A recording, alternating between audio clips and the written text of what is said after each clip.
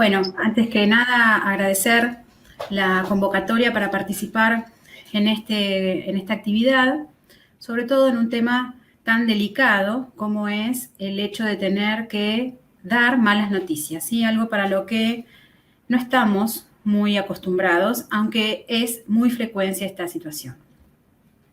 En general, cuando una familia se entera de un embarazo, es una noticia muy bien recibida, ¿sí? Es una noticia que a la pareja, esté conformada como sea, la llena de alegría. Por ahí no siempre es esperado, pero cuando es aceptado es un momento feliz. También es un impacto agradable, es una noticia agradable para los hermanitos, por ahí no al principio, pero a lo largo de la historia después van a estar felices de tener hermanos. Y es una noticia muy importante y muy alentadora para los abuelos, ¿sí? Para toda la familia es una gran noticia que una pareja esté embarazada.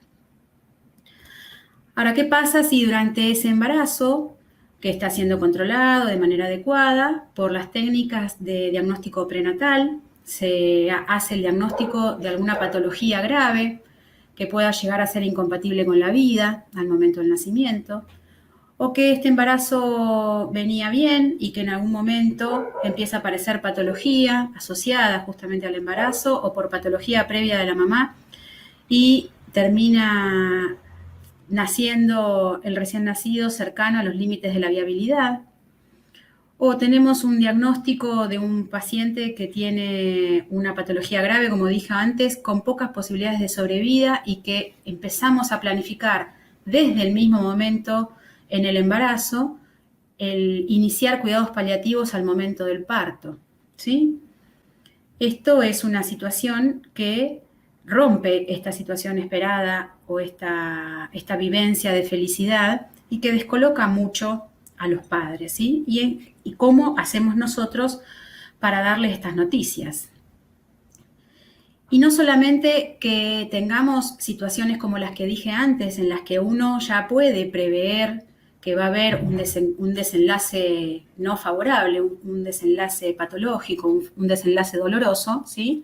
Por el diagnóstico prenatal o por el nacimiento en el límite de la viabilidad, pero también muchas de las muertes neonatales se producen durante el trabajo de parto, ¿sí? La gran mayoría de las muertes neonatales se producen durante el trabajo de parto, aunque ese embarazo haya sido controlado y que no haya tenido patología. Esta es una diapositiva de una publicación del Lancet 2016 de la OMS sobre los mortinatos, sobre los nacidos muertos, donde se ve que la gran mayoría de los pacientes que fallecen en el momento del parto lo hacen en los países en vías de desarrollo o con pocos recursos.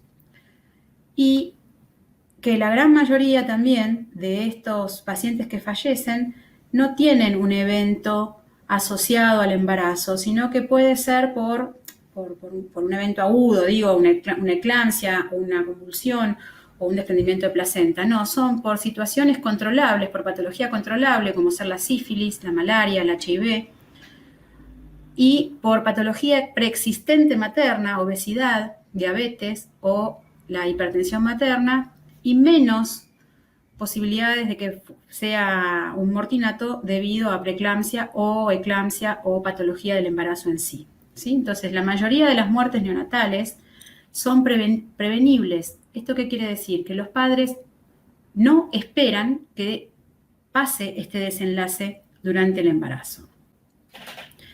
¿Y cuáles son las creencias o los valores que podemos ver sobre los mortinatos? Estas son respuestas de unas encuestas que se publicaron en una revista que se habían hecho en Etiopía, ¿sí? Que parece que fueran respuestas muy ajenas o muy lejanas, perdón, a lo que nosotros podemos llegar a escuchar, ¿sí? Pero cuando las vean van a ver que no es tan diferente a lo que nosotros escuchamos que las madres nos cuentan, ¿sí? Se cree que los mortinatos no son, o se considera que los mortinatos no son considerados personas, son invisibles a la sociedad y para la familia, ¿sí? No existen. Y esto hace, sobre todo en esta población etíope, que no los velen, no les hagan un sepelio adecuado o en el que participe toda la familia, justamente porque los sepelios son para despedir a esa persona que conocen y a este bebé no lo conoce nadie, lo conoce solamente su mamá y su papá. No lo pudieron presentar en familia. Entonces, los velorios son mucho más pequeños, mucho más reducidos, en general no participa nadie más que los abuelos, y es más, hay veces también dejan afuera a las madres como para que no sufran tanto, ¿sí? Esto de que cuanto la madre menos contacto tenga con su bebé mejor, para que lo olvide más pronto, para que no pueda generar vínculo con ese bebé, y es como una condición que se le pone a la madre de que no puede manifestar tristeza, como que no, bueno, ya pasó, tenemos que seguir, hay que seguir con esto, ya pasó, hay que pensar en el futuro.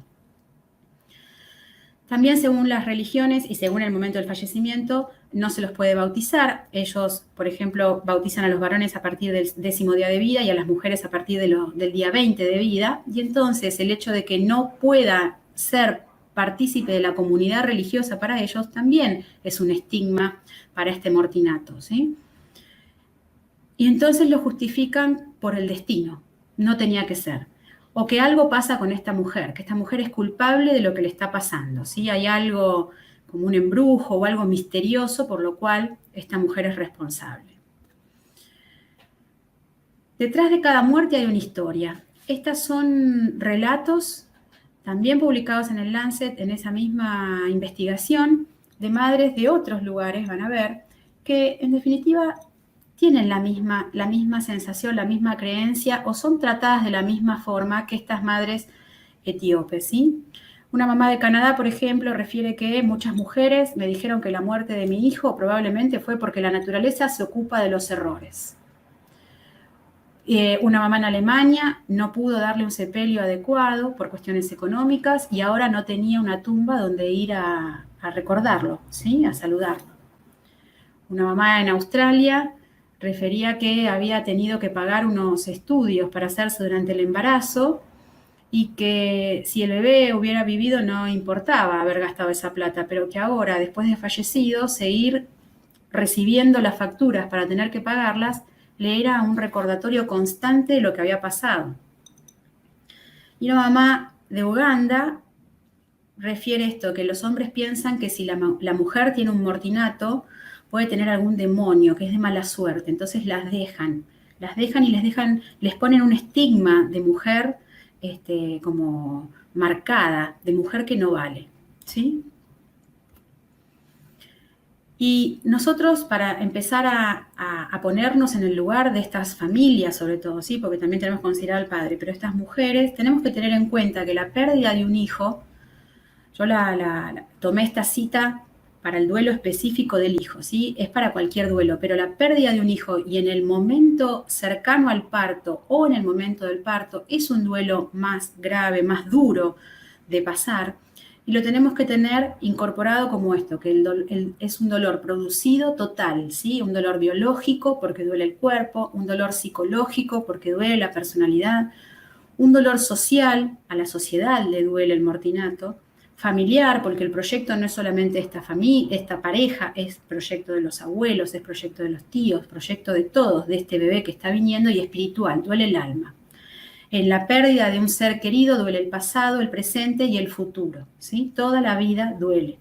Nosotros tenemos que tener presente esto que lo va a atravesar a esta familia para poder comprender y darle mejor la información. Nosotros, ¿estamos preparados para dar malas noticias? ¿Estamos entrenados para dar malas noticias? ¿Existe esto de tener que entrenarse para dar malas noticias o es algo que debería salirnos naturalmente? Estos son relatos de unas mamás que fueron encuestadas en Brasil, esto es reciente, pueden ver, 2018, de cómo se les dio la información que sus hijos habían fallecido, ¿sí? Primer ejemplo, ella fue ruda, no sabía cómo hablar. ¿Quién está en la cama tanto? Yo contesté bueno, tu hijo murió, puedes preparar el velorio. A otra mamá le preguntan, ¿por qué estás llorando? Y yo le contesté, ¿cómo? ¿Qué es esa pregunta? ¿Por qué estoy llorando? Le habían avisado que su hija había fallecido. ¿Cómo le hacían esa pregunta? A una mamá, a Anita, la llaman a la medianoche, le suena el celular y eran ellos avisándole que ella había muerto hacía 10 minutos y nada más. En otra situación, los doctores entraron para dar la medicación y preguntaron, ¿dónde está el niño? No tenía nombre, el bebé, no tenía nombre la mamá. Era algo más que estaba ahí. A esta misma Anita que vimos antes le dice la doctora, madre, es así, sin más. Le dijo, sos joven. Entonces esta mamá contestó, doctor, usted no sabe el dolor que yo estoy sintiendo. Estuve esperando a mi hija por 5 años, perdón. Esto no es fácil. Y otra mamá le dice, hay que seguir, mi hija. Pronto tendrás otro bebé. Espera un año y ya te vas a poder quedar embarazada de nuevo. ¿Sí? Estas son frases que nosotros escuchamos frecuentemente, ¿sí? Hay mucha bibliografía, estas que yo pongo en esta diapositiva son 4 nomás citas, que habla de la dificultad del personal de salud en dar diagnósticos malos y sobre todo el dar diagnóstico de muerte, ¿sí? Sobre todo en todos los rubros, en el médico, enfermería y en las obstétricas, que también hay mucho trabajo escrito sobre ellas por el acompañamiento del embarazo sano, sin riesgo sería, en la que dicen que en general durante la formación médica no es una materia en la carrera de grado, y después en la formación de la residencia, en general, este hecho queda a cargo del más formado, del médico más formado. Y entonces no hace partícipe a los residentes que cuando terminan la residencia llega un momento que se encuentran en esta circunstancia y nunca lo hicieron antes, nunca vieron cómo se hacía. Entonces es necesario entrenar al personal, ¿sí? Y que tiene mucho que ver la situación personal que está viviendo ese agente de salud que va a dar el mensaje, ¿sí? Entonces, hay que hacer un entrenamiento y tiene que estar preparado, capacitado, como digo, para el entrenamiento, pero además preparado para poder darlo, ¿sí? Como ven en el chiste, o en la situación de humor gráfica que está puesta en esta misma diapositiva, el doctor viene a darle una mala noticia al paciente que no va a poder caminar, pero no se lo puede decir por un problema personal, por una circunstancia personal, y está tan angustiado que termina consolándolo al paciente, al médico, ¿sí? Entonces, hay dificultades en esto de darle información, principalmente por el agente de salud que lo tiene que dar. ¿Cuáles son los temores del emisor? ¿Qué es lo que le pasa al emisor? Principal temor a ocasionar dolor, ¿sí? Uno obviamente no quiere ocasionarle dolor a las personas, pero bueno, ante un diagnóstico uno tiene que ser veraz y dar la información completa, aunque esto no tenga la respuesta esperada en el paciente, ¿sí? Hay también un temor al fracaso terapéutico, es como que tenemos impuesto la condición de que el médico va a curar y que va a resolver todos los problemas, y esto sabemos que no es así. También hay una cuestión legal, ¿sí? Hay una gran bueno, ahora no me sale la palabra, pero hay una se han hecho muchos juicios sobre situaciones, sobre todo en el mundo obstétrico, y entonces hay un temor a lo legal de que me está haciendo un diagnóstico mal, o no hizo el diagnóstico adecuado, en el momento adecuado, ¿sí? Pero eso lleva la aceptación de un diagnóstico malo, ¿sí? de un diagnóstico ominoso. Es parte de la aceptación de esa noticia que no era la esperada, ¿sí? Y también hay un temor a expresar sus propias emociones, a poder vivir, a poder hacer en carne propia estas emociones que le pasan al paciente y que nos afecten a nosotros. Entonces hay como una restricción a poder demostrar nuestras emociones. Hay temor, sobre todo, a tener que decir no sé, cuando los padres nos preguntan ¿por qué pasa esto? ¿Por qué fue que se produjo esta malformación cardíaca? No siempre tenemos todo el conocimiento para justificar los eventos que pasan, ¿sí? Hay veces que pasan, y esto de conocer el propio límite, no por el conocimiento, sino porque la ciencia por ahí no sabe no tiene todas las respuestas, eso también le produce temor al emisor. También se vive, en este momento de tener que dar un diagnóstico ominoso, el miedo a la propia muerte, ¿sí? Es más concreto la propia finitud del individuo, ¿sí? Entonces, muchas veces el obstáculo en la comunicación entre el médico y el paciente no es el diagnóstico en sí, sino es el mismo médico, ¿sí? Que no puede ponerse en la situación de esa familia, y entonces se aleja del paciente y el paciente se siente solo, no tiene quien lo pueda consolar, además de esta mala noticia que le dieron, necesita que lo consuelen y se siente solo porque el médico está lejos. Entonces, ¿cuáles son las habilidades de comunicación que uno tiene que facilitar y entrenar en el personal sanitario? ¿Sí? El personal que le va a dar una mala noticia a una familia, sea de un diagnóstico o de que el bebé va a fallecer al momento del nacimiento o que tiene muchas posibilidades de no sobrevivir porque nace muy pequeño en el límite de la viabilidad o por alguna malformación congénita grave, tiene que tener una evaluación completa del estado clínico y la situación clínica del paciente, pero también de la familia, en qué núcleo estaba siendo esperado este bebé, ¿sí? Cómo había sido la búsqueda de este bebé. Probablemente me van a decir que esto necesita tiempo, obviamente, si por ahí uno esto lo puede realizar más adecuadamente en los casos de diagnóstico prenatal, pero también, aunque sea una urgencia y que sea un parto inminente de un bebé prematuro en el límite de viabilidad o un evento grave que nace un mortinato, uno tiene que tomarse el tiempo para hacer una evaluación completa de la situación clínica y de la familia. ¿Cuáles son las expectativas que tenía esta familia? ¿Sí? Buscar el apoyo de un familiar. Hay veces que la pareja está como descompensada, obviamente le estamos dando una noticia terrible, y entonces hacer partícipe a la familia ampliada, a los abuelos o al amigo que haya venido acompañándolos, sirve para facilitar la contención de esta pareja y además nos va a servir porque una gran parte de la información no es decodificada cuando a uno le dan una mala noticia. El estado de shock en el que está es tal que la mitad de la noticia no la puede entender. Entonces nos va a servir también para que haya un testigo que le pueda reforzar la información que nosotros le dimos. ¿Sí? El doctor te dijo, te explicó esto pasa, ¿sí? Cuando uno está choqueado no se acuerda lo que le dijeron. Entonces tenemos al otro interlocutor que nos va a ayudar en la comunicación. Y no tenemos que darles mensajes esperanzadores, ¿sí? No podemos, mensajes esperanzadores, quiero decir, mensajes que no sean reales, ¿sí? Siempre favorecer toda la información que uno tenga, que uno disponga y no crearles falsas expectativas. Cuando nosotros podemos llegar a hablar con esta familia, presentarnos, que ellos sepan nuestro nombre, quiénes somos, nosotros saber el nombre de la mamá, el nombre del papá, el nombre del bebé que están haciendo, aunque nazca muerto, ese bebé tiene un nombre, ¿sí? Todo ese acercamiento que hace el agente de salud, el médico, el enfermero que esté en el sector, van a valorizar la relación médico-paciente. El paciente se va a sentir, la familia se va a sentir contenida por este agente de salud, ¿sí? Propiciar un clima adecuado que permita la expresión emocional, darles la posibilidad a esta familia de que manifieste su enojo, manifieste su llanto, manifieste su dolor, que pueda hablar.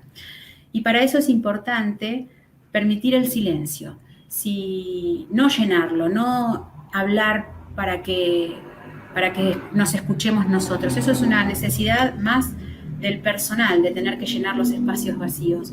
Es necesario respetar el silencio, respetar los silencios que se producen, pero quedarse y acompañarlos. Empatizar con nuestros interlocutores, ponernos en el lugar de, ¿sí? Ser neutro, evitando enfatizar que podría haber sido algo peor, ¿sí? La verdad que la situación en ese momento para ellos es muy mala, no hay un escenario peor, entonces no hacer esos comentarios. Adecuar la información a las diferentes etnias o culturas que tenga nuestro paciente, ¿sí? Y con eso implica hablar con términos sencillos, no con técnicos científicos, porque si no, no nos entienden. Cuando uno tiene que decir que el paciente murió, no tenemos que decir el paciente obitó. La palabra óbito es muy compleja para entender, ¿sí? No es que, y tampoco hacer metáforas, se fue, hay un angelito más en el cielo. No, usar la palabra correcta y la palabra no científica para que la familia nos entienda. y facilitar la información con calma, ¿sí? Nosotros tenemos que transmitirle tranquilidad a esa familia, que no la está pasando bien y que probablemente tenga manifestaciones de enojo, manifestaciones o por ahí de un llanto desmedido, pero nosotros tenemos que ser los que podamos bajar esa ansiedad y esa angustia en ese momento, ¿sí? Sobre todo para poder tener un feedback y asegurarnos que esa familia esté entendiendo realmente lo que nosotros le decimos. Si nosotros nos ponemos ansiosos también para calmarlos, se va como a generar más ansiedad. Entonces nosotros tenemos que dar la información de manera calmada. Hablamos de la empatía entonces, de generar empatía con esta familia. Y eso significa hacer nuestra la realidad de alguien que hasta el momento yo no conocía o no consideraba mi amigo, pero vivir su realidad y entenderla, ¿sí? Fundamentalmente la empatía tiene 3 componentes, ¿sí? Identificar y reconocer la emoción que está experimentando el paciente y darle valor a esa emoción, no pensar que está exagerando, es realmente lo que él está viviendo, ¿sí? Evaluar el origen de esa emoción. ¿Por qué le puede estar pasando esto? A esa mamá que le dijeron, ¿por qué llorás? Y porque se murió mi hija, ¿cómo no voy a estar llorando? ¿Sí? Para poder entender la respuesta que tiene ese individuo, ¿sí? Y cómo yo lo puedo ayudar. Recuerden, aunque sea con mi silencio, acompañándolo, eso ya es ponerse en el lugar de el otro, ¿sí? Y responder de una forma que le indique al paciente que uno está conectado con él, ¿sí? Está acompañándolo. Prestar interés es el primer acto de compartir. Y nosotros ahí estamos compartiendo el dolor con nuestro paciente, ¿sí? Evitar interrumpir al paciente, facilitar que él nos cuente lo que le pasa, lo que siente, ¿sí? ¿Cómo interpretas esto? ¿Qué pasa? ¿Qué estás sintiendo? Para que el paciente se sienta acompañado. Tengamos en cuenta también que parte de dar la información es la comunicación verbal, pero el 75% es comunicación no verbal.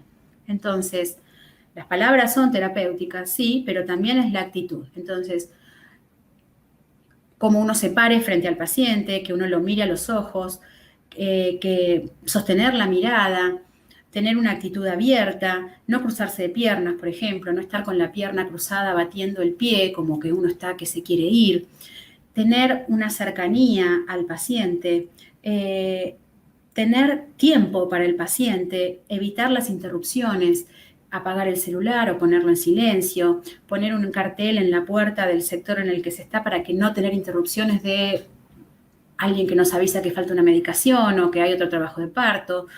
Nosotros nos tenemos que dedicar de lleno a esta familia que está atravesando esta noticia. El resto del trabajo se repartirá entre el resto de los compañeros. Y puse esta foto, este dibujo en esta diapositiva, porque justamente mucha de la comunicación es no verbal y ahora está es más difícil por el hecho de usar un barbijo en esta situación de pandemia. Pero aún así, las expresiones, las miradas, el mantener la mirada con el paciente nos va a mantener conectados. El paciente nos va a ver si nosotros manifestamos verdadero interés en lo que le está pasando o no. Algunas actitudes que son para destacar, esto de mirar al interlocutor, adoptar gestos de interés, usar facilitadores verbales, dejarlo hablar, bueno, pero hay algo más que nos quieras contar, qué es lo que está pasando, sentarse a su lado, tener cercanía, las piernas y los brazos abiertos, expresión facial positiva y una actitud tranquila. Recuerden esto, nosotros tenemos que tratar de transmitirle tranquilidad a ese paciente que no la tiene. Aspectos negativos, fruncir el entrecejo, no mirar al interlocutor, mantenerse así rígido, distante, ¿sí? Estar como mirando atento a otro lugar, no a al interlocutor con el que estoy hablando, ¿sí? Mostrarse inquieto. Son todas manifestaciones de falta de interés en lo que está pasando, ¿sí? Esta es una tabla con muchas destrezas básicas para la escucha, de las cuales yo destaqué estas, que son sentarse para hablar, mantener el contacto ocular, reducir las interrupciones, como dije, tanto las interrupciones externas, esto de que abran la puerta para avisarme algo, como las internas, apagar el celular o ponerlo en silencio, no levantar la voz, no interrumpir y completar las frases del paciente, ¿sí? Dejarlo a él que se exprese y a lo sumo darle con conectores o preguntas la posibilidad para que siga hablando, ¿sí? ser creíble y no prometer lo que no se puede cumplir, ¿sí? Uno tiene que abordarlo desde lo científico, sin por esto desmerecer o subestimar lo religioso. Nosotros no podemos prometer milagros, ¿sí? Pero los pacientes tienen una religiosidad que en general en estos momentos de dolor y de crisis y de angustia recurren más a lo religioso. Entonces, no tenemos que subestimar eso, pero no avalar la posibilidad del milagro, ¿sí? Porque eso está en manos muy lejanas, ¿no? Nosotros no lo podemos afirmar ni negar, no lo tenemos que despreciar, porque para el paciente es importante, su religiosidad lo atraviesa, pero nosotros tenemos que ser creíbles con la información de lo que damos, ¿sí? Y reflexionar con el paciente para pensar y analizar la situación. Sobre todo esto de reflexionar con el paciente es más fácil cuando es un seguimiento en un consultorio por ahí de diagnóstico prenatal, como dijimos antes, no tan fácil, o en una terapia cuando uno tiene que asistir a un paciente, no tan fácil en una situación en sala de partos. Repito, esto de respetar los silencios, ¿sí? Es importante que no nos sintamos incómodos con el silencio y que uno lo puede llenar con un acto, esto de tocarle el hombro al paciente, ponerle el brazo cerca, estar al lado simplemente para que sienta la presencia que lo estamos acompañando. La información de un diagnóstico de una mala noticia, ¿sí? Implica todo esto que ya hablamos, la veracidad, el respeto en la forma en que uno se lo da, pero además es un compromiso de disponibilidad, ¿sí? Para que cuando termina este proceso que lo está afectando, uno tiene que seguir estando disponible para este paciente, porque pueden surgir dudas posteriores, ¿sí? ¿Y yo después qué hago? ¿Cómo sigo con esto? ¿Cómo sigo? Implica desde lo administrativo, que uno lo tiene que saber, todo el proceso de papeles que tienen que hacer, certificado de nacimiento, certificado de defunción. Uno tiene que saber, si está trabajando en un lugar donde fallecen pacientes, uno tiene que tener la información de cuál es el ciclo administrativo de todo lo que viene después. Y además, esa familia pertenece a la maternidad en nuestro caso, ¿sí? Entonces, por más que su bebé haya fallecido, puede seguir concurriendo a la neo, puede seguir concurriendo a obstetricia, porque esto le va a generar dudas y nosotros tenemos que estar disponibles para todo el momento, el durante y el después, para que puedan tener respuestas, ¿sí? Y eso es un compromiso que uno adopta cuando se conecta con una familia que está en esta situación. Claves del manejo, para resumir, entonces, como dijimos, respeto por esa pareja, por esa situación, información verídica, concreta, no crear falsas expectativas o falsas ilusiones. Importante la generación de recuerdos, ¿sí? Estas familias no van a tener la posibilidad de generar los recuerdos que uno los va haciendo a medida que va pasando la vida, ¿sí? Uno se acuerda cuando dio el primer paso el primer hijo, cuándo dijo su primera palabra, cuándo se le cayó el primer diente, cuándo empezó a sentir los movimientos del bebé, ¿sí? Entonces, todo eso estas familias no lo van a poder tener. Entonces, difícil el hacerles y darle la oportunidad de que generen recuerdos, pero permitírselos, sugerírselos, ¿sí? Que si sabemos que es una malformación incompatible con la vida y que un bebé con una encefalia, por ejemplo, que se filmen la panza cuando se va moviendo, ¿sí? O que hagan un video, cuando le cantan, cuando le hablan. Uno tiene que facilitar que estas familias aprovechen al máximo el poco tiempo que tienen para compartir la vida de este bebé. Y también en el momento del fallecimiento, sea en la terapia o en sala de partos, donde sea, es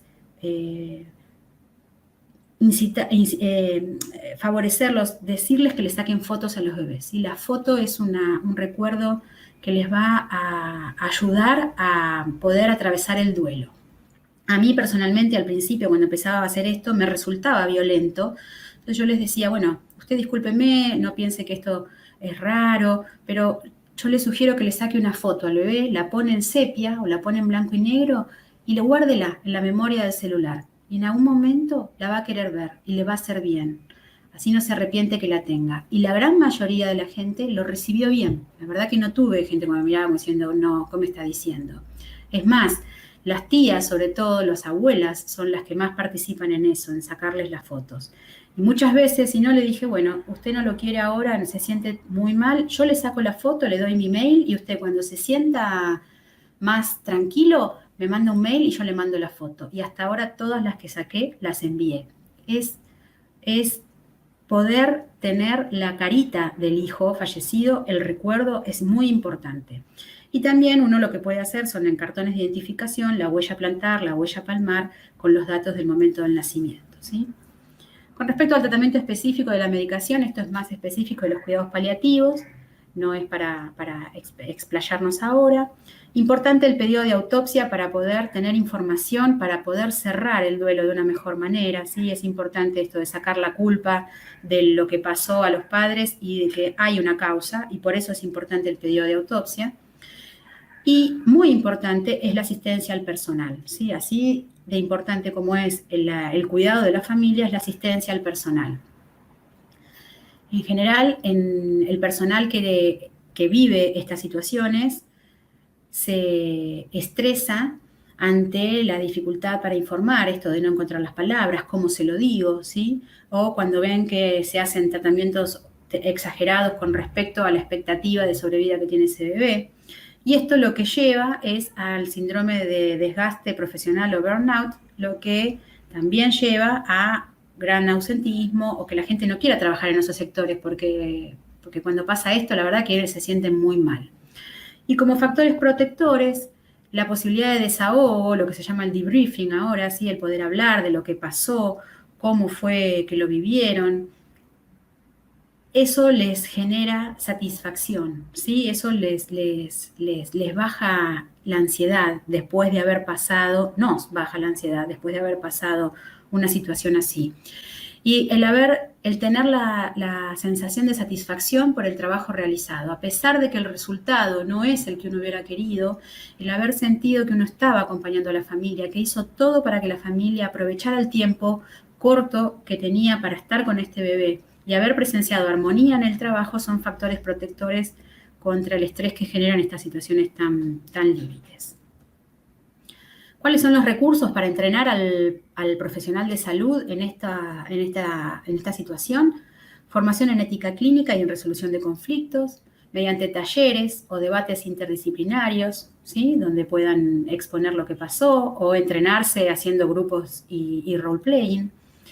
Grupos de seguimiento y de apoyo tanto para el personal de salud como para las familias, ¿sí? Y esto, que la institución favorezca el contacto con la familia a largo plazo. A pesar de que uno tenga la sensación de que esa familia no va a querer volver más al lugar donde falleció su bebé, cuando las familias sienten que fueron contenidas y que fueron acompañadas en esta situación, vuelven a los años, a los meses, a ver a las personas que estuvieron en ese momento con ellas. En general son las enfermeras y se ve la satisfacción del profesional de poder haber cumplido eso, ¿sí? Nosotros tenemos como misión, más que sanar y curar, acompañar principalmente. Y esto le hace bien a la familia porque lo recuerdan, a pesar del resultado, insisto, el grupo lo recuerda y al grupo de salud el saludo, el cariño con el que vuelven las familias también les hace muy bien. Es reconfortante. Entonces, como conclusión, es un trabajo en el que nos tenemos que entrenar, que nos tenemos que mejorar y tenemos que perfeccionar, que no es muy frecuente que lo tengamos que hacer. Afortunadamente, la mayoría de los bebés nacen sanos y están bien, pero que deja cuando nos toca meternos en el rol de tener que dar una mala noticia, podemos facilitar la aceptación de esa noticia en la familia. Tenemos mucho que aprender para poder ayudar a estas familias, ¿sí? Porque todo lo que nosotros hagamos en ese momento se les va a quedar marcado para toda la vida, lo van a seguir recordando en todos los aniversarios del fallecimiento del bebé, van a seguir recordando, aunque hayan pasado 20, 30 años, cómo le dieron la noticia, cómo lo acompañaron, ¿sí? En eso nos tenemos que preparar. Bueno, muchas gracias por la atención.